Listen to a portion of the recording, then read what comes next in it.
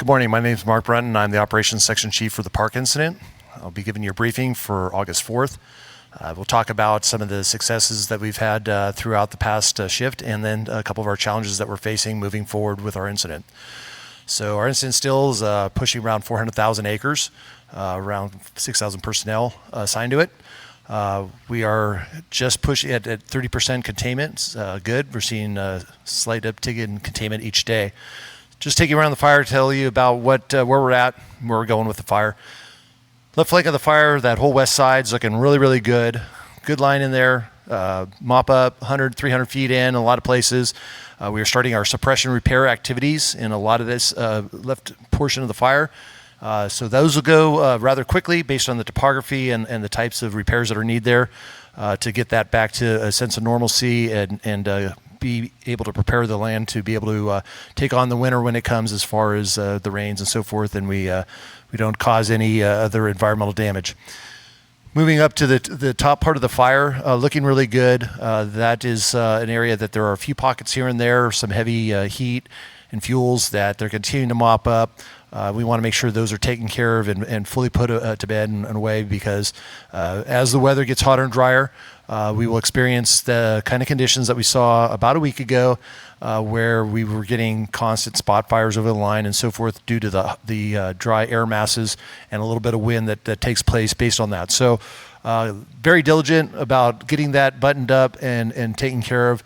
And so we'll see that over the next few days as a concentration. That happens to be our third priority overall in our fire for that reason. As we move on to the right flank of the fire, that's where our challenges are. Number one priority is in the branch 15 area, and then the second is branch 18 area. And essentially, those are on either side of the Mill Creek drainage, which is a very large drainage, a gorge, if you will, very complex as far as how wide, how deep, and then the types of heavy fuel loading are in there. Poor access points, not a lot of good options for us to go direct in there or even to put any sort of lines down into that drainage. So we've been looking at that very closely over the past couple days. Fire is established within that drainage, and there's no easy way to go after that. With the air quality conditions, with the smoke, we haven't been able to fly aircraft effectively in there. So as the air is starting to clear and so forth, we are going to be able to get our rotor wing in there to help at least suppress or slow that fire spread in intensity. Some of our fixed wing assets as well.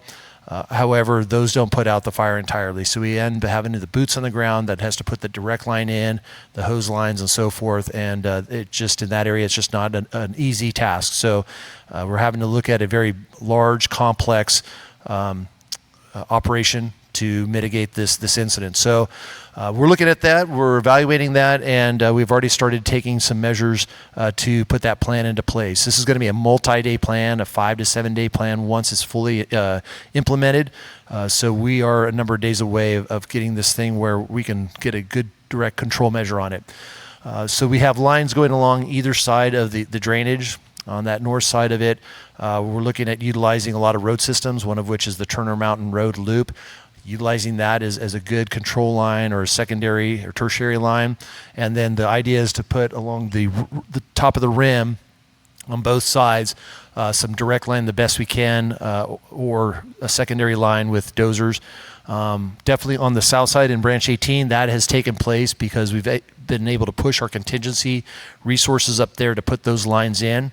On the branch 15 side, they had a really tough fight getting direct on that fire's edge. They've turned the corner and are starting the operations on the north side of that drainage. However, it's just been a tough slog for them to get to that point. So they're just a little bit behind of what they've got going on in the south because, again, they didn't have the same type of firefight, the same adverse conditions and topography that the north side did. So they're continuing on with that, putting in those secondary and contingency lines so that if the fire does come out of that drainage, that we have a line to try to make a stop on it, and if not, fall back to another line beyond that. So we're thinking really far ahead as best we can to mitigate that circumstance if it were to occur. So that's going on. Be multi-days. We've got a lot of resources that are concentrated on that, which is fantastic. We do have a lot of resources available to us, and we're going to use every bit of it. But again, we've got the weather changing. That is going to challenge us quite a bit. So working on that, and more to come as the days unfold. Continuing on the right side of the fire, looking really good as we start getting down towards Forest Ranch. That area is in a full mop-up mode. People have repopulated that for the past few days. Same with the community of Cohasset. A lot of work being done in there from the fire suppression standpoint of doing the mop-up and making sure that that's made safe for the citizens that are there. The utility companies working very hard in both those communities to restore power and all the other utility necessities within those communities. And then on top of that, we've gotten our first resources from the California National Guard as far as hand crews.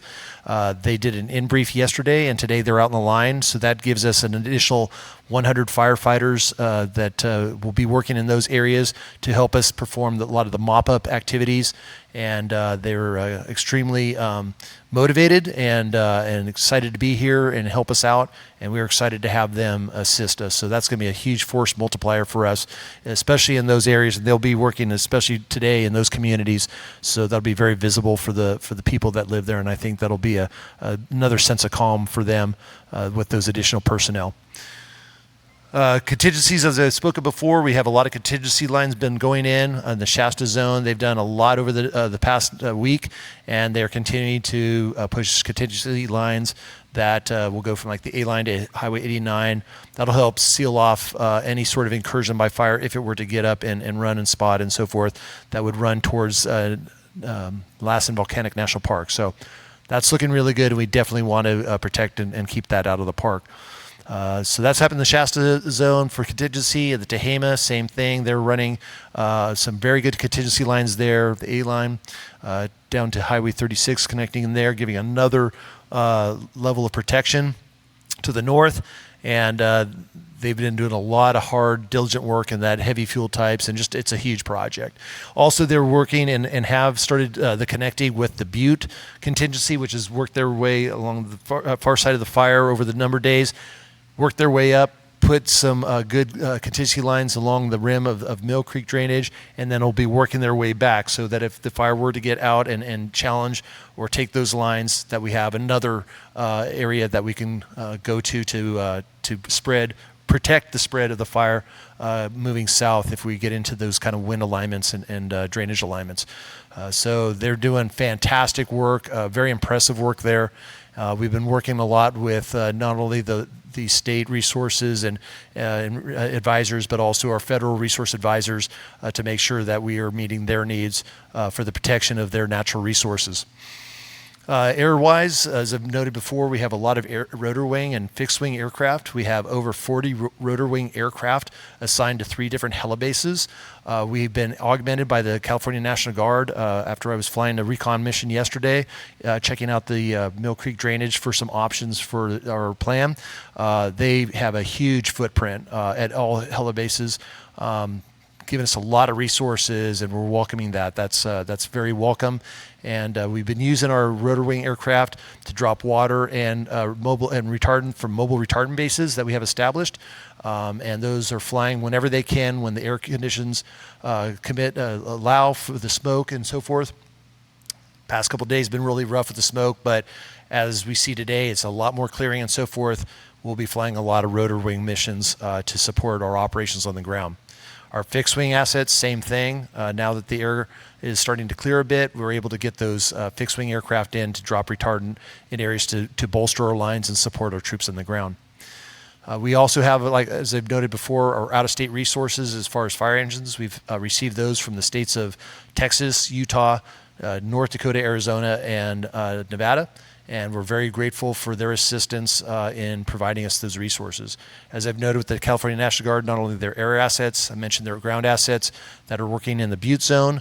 We received another package of approximately 100 firefighters from the National Guard, hand crews, and they will employ into the Tehama zone, and that'll be beginning approximately Monday, Tuesday, that we'll be receiving them. They're finishing their basic training for firefighting, and they'll be showing up here Monday or Tuesday, and they'll be employed early this next week in the operation to support our mission and our goals.